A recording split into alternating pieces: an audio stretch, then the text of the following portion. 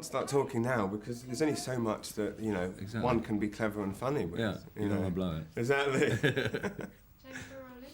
Rolling? Perfect.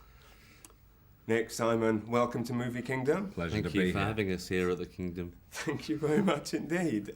Movie Kingdom is a show by movie fans for movie fans. Right. So could you both try and convey exactly how you felt when you were given the news by your respective agents that you were going to be in the movie of Tintin, directed by Spielberg, produced by Peter Jackson?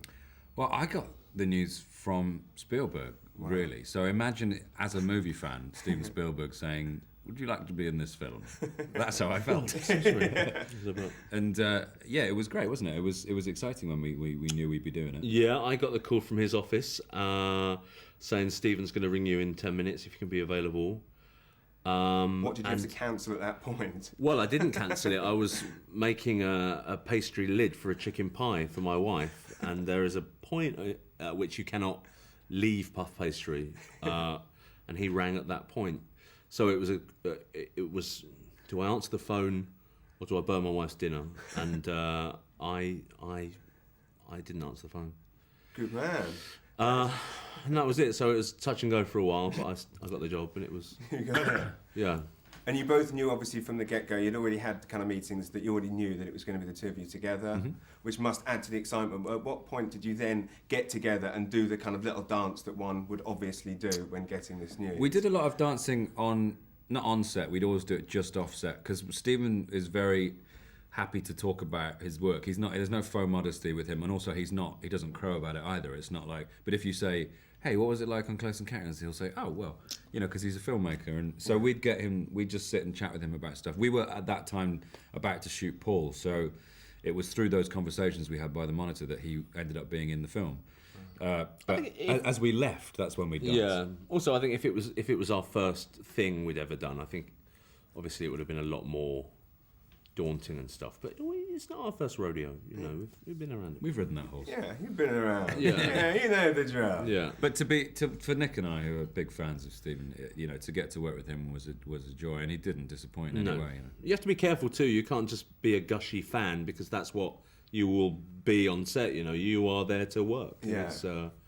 And he's hired you because you're pros, not because you're fans. Yeah. I'm always impressed with Jamie, because Jamie's obviously a lot younger than us, and he's such a pro. Obviously, he's been doing it since he was a kid, and watching him be Tintin on set I was always very impressed with that young man. I like that young man. Yeah. Like to say that. Did it annoy you in the early stages when everyone thought that you were going to be playing Tintin? I know. I think because I've got a round head and a quiff, or I did have for a while. I've tried to push it up this morning. What's left of it? I've seen it. Yeah.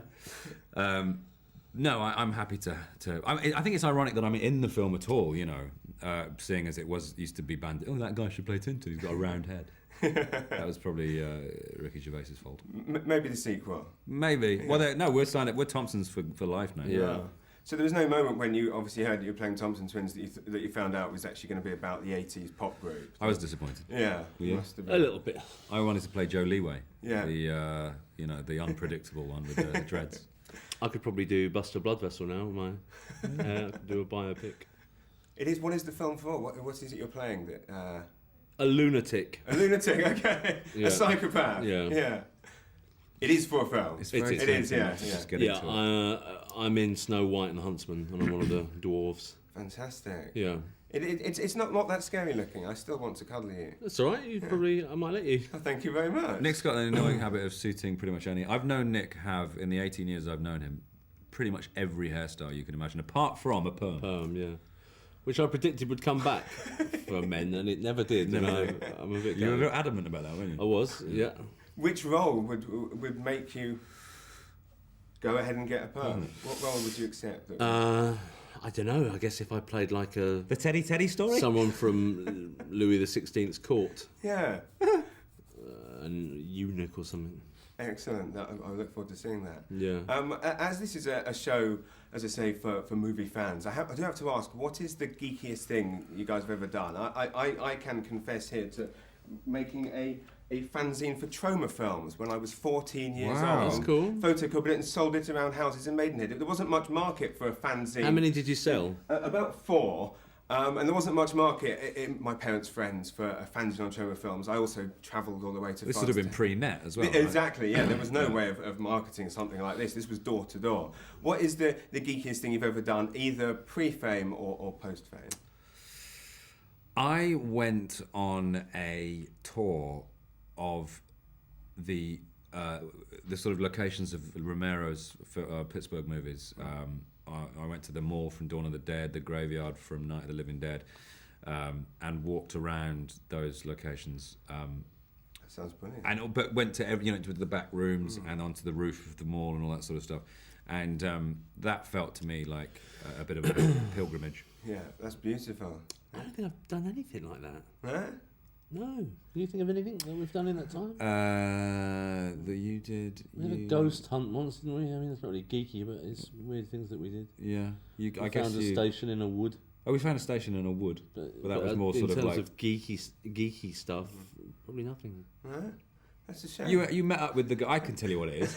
you on Twitter, you managed to meet the guy from Man vs. Food. Yeah, as a food geek. As a food geek, I met Adam Richman and we went and had dinner. It was a lot of fun. That's pretty cool. Yeah, that's fun.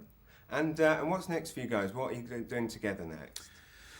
Well, our next few things are separate. I've got a Mission Impossible film coming out, and then our new Star Trek starting shooting in January, and then you've got a couple of things. Well, Snow White's on. I've got Snow White and kind of 3 or 4 things next year coming up, and then. But next summer, with a bit of luck, we'll start work on The World's End. Fantastic. And then we've got an idea after that too. So. Can you tell us anything about that? No. Just for Movie Kingdom? No, nothing. Really? For Movie Kingdom? Everyone begs us for a scoop, James. For Movie Kingdom's real movie because it's Movie Kingdom. Exactly. Well, it's something that I like. We want to work on together, and maybe something a bit different, and maybe something set in Louis XVI's court. I like it. It's called Permafrost, and it's This I like. Yeah. I'm a eunuch in Louis XVI's court who gets caught in a glacier where I stay for 250 years and then it melts and I become reanimated. I'm an archaeologist. Permafrost. I thought him out. I love that so much I would make a fanzine about that.